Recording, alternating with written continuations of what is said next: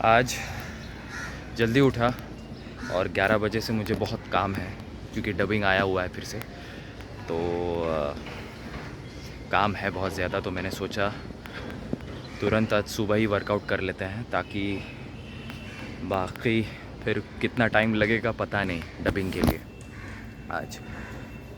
तो तुरंत से वर्कआउट करके खाना वाना खा के मुझे निकलना है डबिंग स्टूडियो।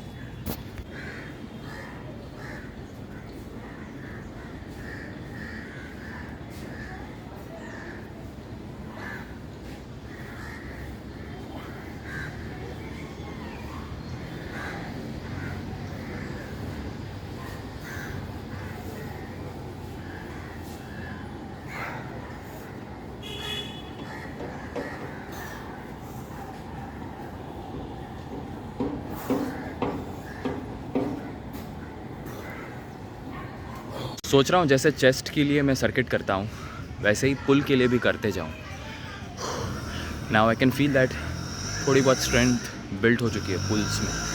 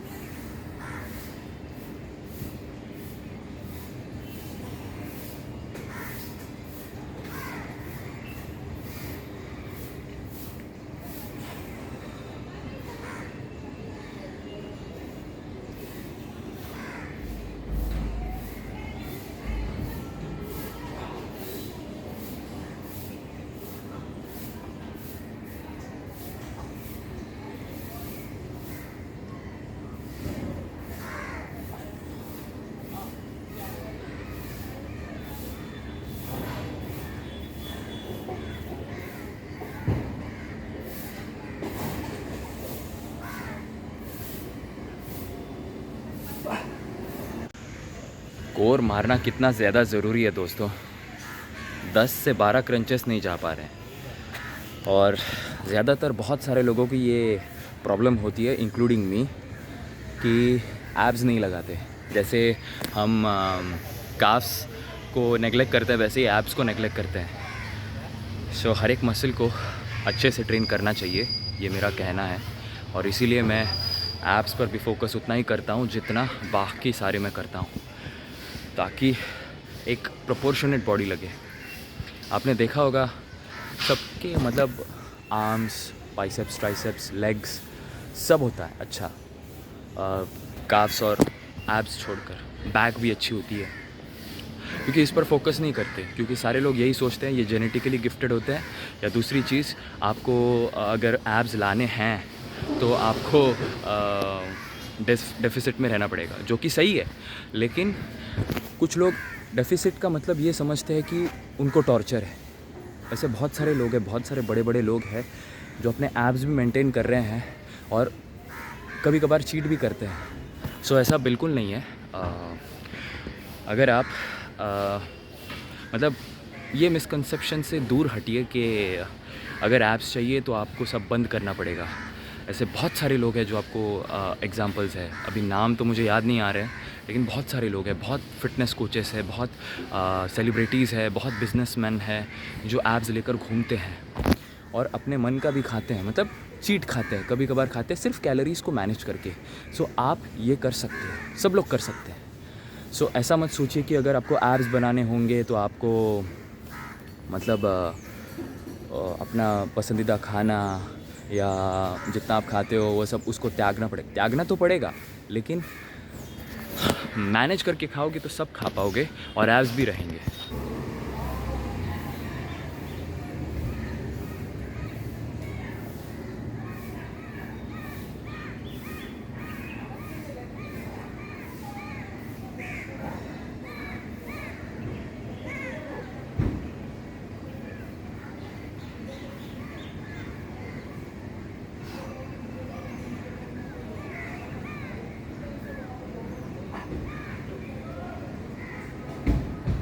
ओह,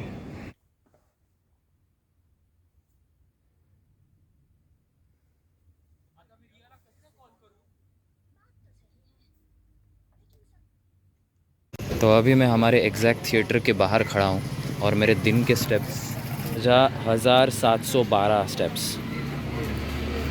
यस।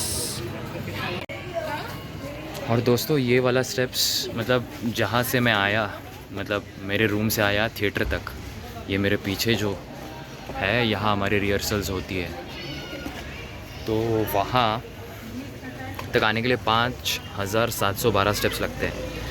क्योंकि मैंने वॉच सुबह से पहना ही नहीं था, जब भी थिएटर को निकला तभी पहना।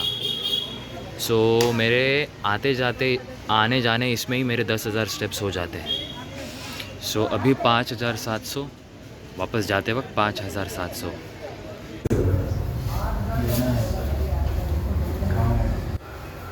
बहुत हो गया। जितना उससे दूर रहूँगी अपना दूर चला जाएगा। चलिए।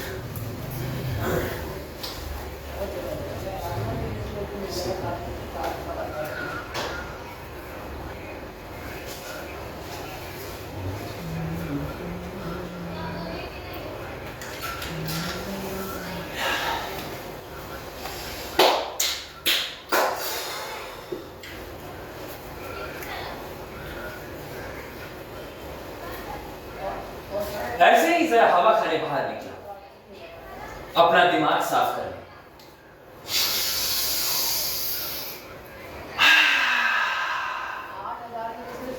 क्या बात है, मजा आ गया। समंदर की हवा इतनी शुद्ध और ताजी है कि बदन का पोर पोर खुल जाता है, लेकिन दिमाग अभी भी बंद। ना कोई विचार और ना कोई आइडिया। ऐसा होता है मेरे साथ। ज्यादातर सैकड़ों विचार दिमाग में उबलते रहते हैं और फव्वारे की तरह फूटकर बाहर निकलते रहते हैं। लेकिन आज की रात दिमाग बिल्कुल खाली, लेकिन फिर भी दिल कह रहा है कि लिखो। अरे लेकिन घबराने की कोई जरूरत नहीं है। मेरे पेशे से जुड़े सभी लोगों के साथ ऐसा देर सवेर होता रहता है। राइटर्स ब्लॉक कहते हैं इसे, जो अपने आप आता है और अपने आप चला भी जाता है। इसलिए डरने की कोई जरूरत नहीं है, ये भी आएगा और चला जाएगा अपने आप।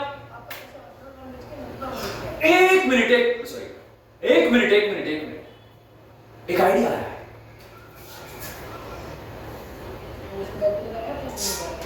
नहीं, अच्छा आइडिया नहीं, बल्कि बहुत ही खराब और घटिया आइडिया।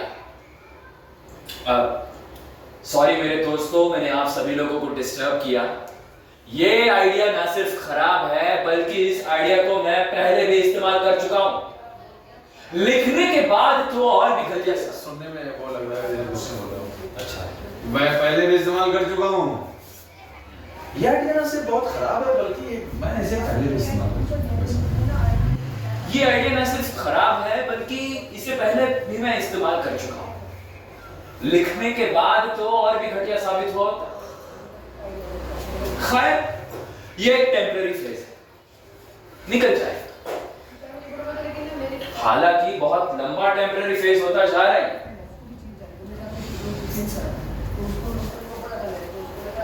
कुछ सूझ नहीं रहा है। दिमाग की नसें एकदम फटी जा रही है मेरी। हे ईश्वर, अरे कुछ मदद कर मेरी। अच्छा रहने दे, क्योंकि ये तो सरासर मतलबीपन हुआ कि कहानी की आइडिया के लिए मैं ईश्वर को परेशान करूं। क्षमा करना भगवान, मैं घर जाकर सोने की कोशिश करता हूं। और वैसे भी कल तो हमेशा आता ही है। लेकिन अगर रास्ते में तुझे कुछ सूझ जाए तो मुझे बता देना, अच्छा लगेगा मुझे। छोटा सा भी आइडिया हो तो भी चलेगा, ओरिजिनल नहीं हो तो भी चलेगा। जोड़ तोड़ करने में मैं माहिर तो हूं। जरा देखिए, मेरी फ्रेशअप कहां तक पहुंच चुकी है? ईश्वर को चोरी चकारी में घसीट रहा हूं मैं? नहीं नहीं नहीं नहीं, नहीं। अब बस, अब घर लौटना चाहिए और सोना चाहिए, वरना मामला बहुत सीरियस हो जाएगा। अच्छा दोस्तों, मैं चलता हूं। नमस्ते। Excuse me sir, excuse me, hello. कौन है वहां? मुझे कुछ दिखाई नहीं दे रहा है, सामने तो आओ। Excuse me sir, sir 1 minute आपसे बात हो सकती है? हाँ बोलो। Good evening sir. सर आप इतनी रात को यहाँ अकेले घूम रहे हैं, कुछ मजा लेने का इरादा है? मजा लेने का मतलब?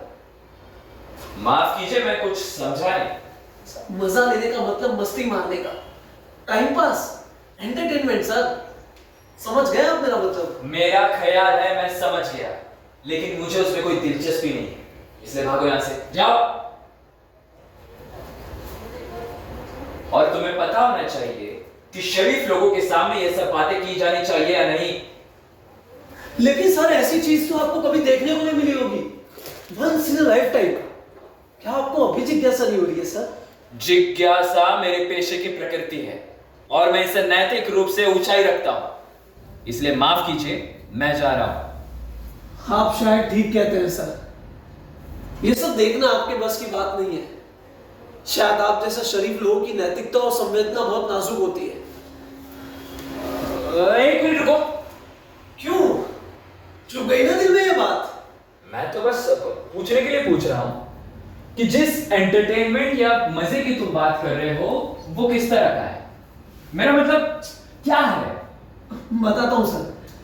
अब आप बताइए, क्या आप एक डूबा हुआ आदमी देखना चाहेंगे? क्या? डूबा हुआ आदमी? हाँ, डूबा हुआ आदमी जिसके फेफड़ों में समंदर का पानी भर गया हो और वो सांस लेने के लिए छटपटा रहा हो। बोलिए सर, ऐसे आदमी को देखने के लिए आप कितने रुपए देंगे? रुपया दूंगा? वो भी एक डूबे हुए आदमी को देखने के लिए? अरे क्या तुम्हारा दिमाग खराब हो गया है? डूबते हुए आदमी को मैं क्यों देखना चाहूंगा? और उसे देखने से मुझे क्या हासिल होगा? मुझे लगता है तुम्हारा दिमाग खराब हो गया है। भागो यहां से, जाओ। 100 रुपए, सिर्फ 100 रुपए देने होंगे आपको, और 100 रुपए में देखने को मिलेगा वो पानी में कूदने से पहले, फिर डूबने से पहले की छटपटाहट, और फिर आखिरी सीन, पानी में नीचे जाती है उसकी लाश। भगवान उसकी आत्मा को शांति दे। तुम्हारा मतलब है कि वो आदमी अभी डूबा हुआ नहीं है, बल्कि पानी के बाहर जिंदा और भला चल रहा है। वो तुम्हारा डायलॉग जैसा है, आश्चर्य आश्चर्य वाला है। तुम्हारा मतलब अभी वो आदमी डूबा नहीं है, वैसा वाला। तुम्हारा मतलब है कि वो ये डायलॉग है, आश्चर्य। तुम्हारा मतलब वो आदमी अभी डूबा नहीं है, बल्कि पानी के बाहर जिंदा और भला चल रहा है, ऐसा।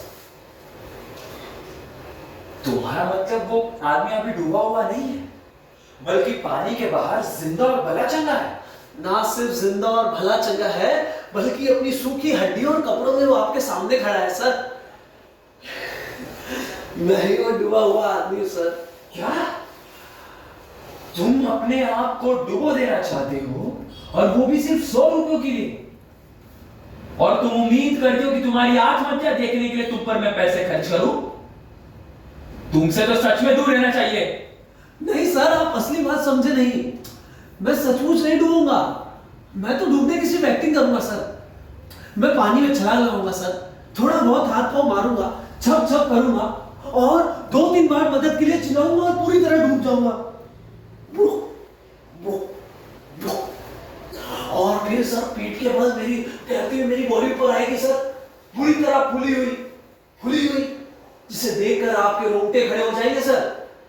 अकेले आदमी के लिए 100 रुपए, लेकिन ज्यादा लोग हुए तो स्पेशल डिस्काउंट। शो 2 मिनट बाद शुरू हो जाएगा सर। मुझे विश्वास नहीं हो रहा है कि मैं डूबने के नाटक के बॉक्स ऑफिस पर खड़ा टिकट के रेट सुन रहा हूं। असली बात आप समझे नहीं सर। इस नाटक में कोई घटिया और सस्ता रोमांच नहीं है, बल्कि इसमें आपको आर्थिक और सामाजिक प्रभावों का बहुत ही भव्य रूप देखने को मिलेगा।